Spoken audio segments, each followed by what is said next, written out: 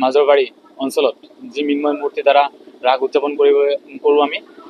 তো তাৰ মৃন্ময় মূৰ্তিৰ লগত সংগতি ৰাখি আমি এইবছৰ আমি উদযাপন সমিতি এটা ধাৰণা কৰিছোঁ যে আমি ভাওনাৰ জৰিয়তে ৰাস লীলা উদযাপন কৰিম আমি তাৰ লগতে আমাৰ বিশেষ সাংস্কৃতিক সন্ধিয়া আকৰ্ষণ থাকিব নৃত্য প্ৰতিযোগিতা আৰু প্ৰতি নিশা আমন্ত্ৰিত শিল্পীৰ দ্বাৰা সংগীত অনুষ্ঠান আৰু লগত থাকিব খাদ্যমেলা বস্ত্ৰমেলা আৰু আপোনালোকে উপভোগ কৰিব পাৰিব বৃন্দাবন এটা প্ৰাকাশ হয় বিশেষকৈ আমি এইদৰে মানিব লাগিব যিহেতু আমি বৰ্তমান যে আমাৰ যিটো চিটুৱেশ্যন হৈ আছে তো আমি অসমখন সমগ্ৰ অসম তথা সমগ্ৰ ভাৰতবৰ্ষ কোনেও এটা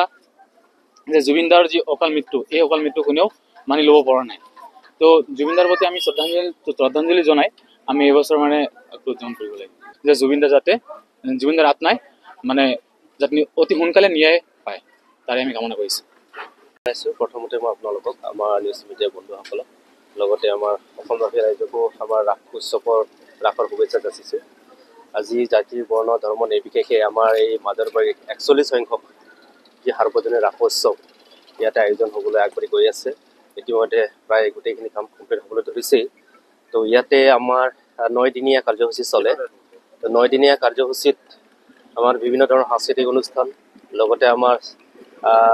শ্ৰীকৃষ্ণ লীলা ইয়াতে প্ৰদৰ্শন কৰা হয় বিভিন্ন ধৰণৰ ভাওনা ইয়াতে প্ৰদৰ্শন কৰা হয় আমাৰ অসমীয়া সংস্কৃতিৰ যি ভাওনা সংস্কৃতি আছে সেইখিনি ইয়াতে প্ৰদৰ্শন কৰা হয় যদিও আমাৰ এই ৰাস উৎসৱ মূৰ্তিৰ ৰাস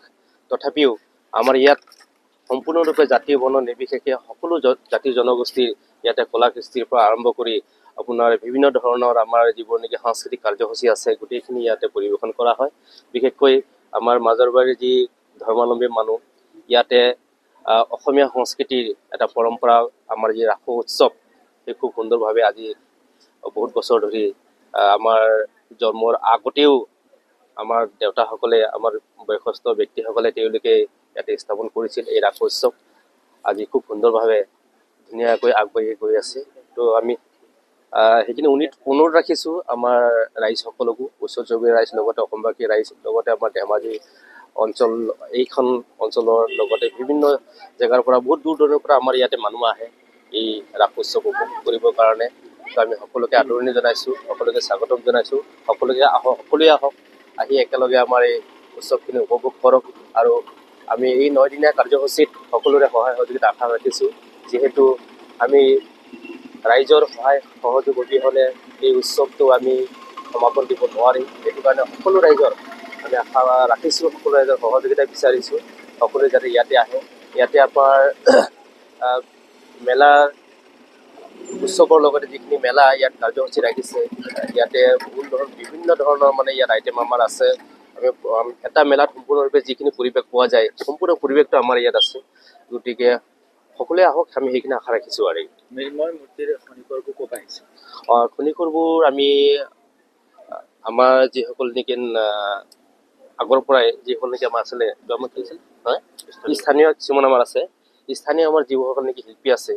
আমাৰ ওচৰে পাজৰে আছে চিলাপথাৰ এৰিয়াৰো আছে তেখেতসকলে প্ৰতি বছৰে মানে মূৰ্তিখন বনায় খুব আটক ধুনীয়াকৈ বনায় আৰু এইবাৰো তেখেতসকলকে দায়িত্ব দিয়া হৈছে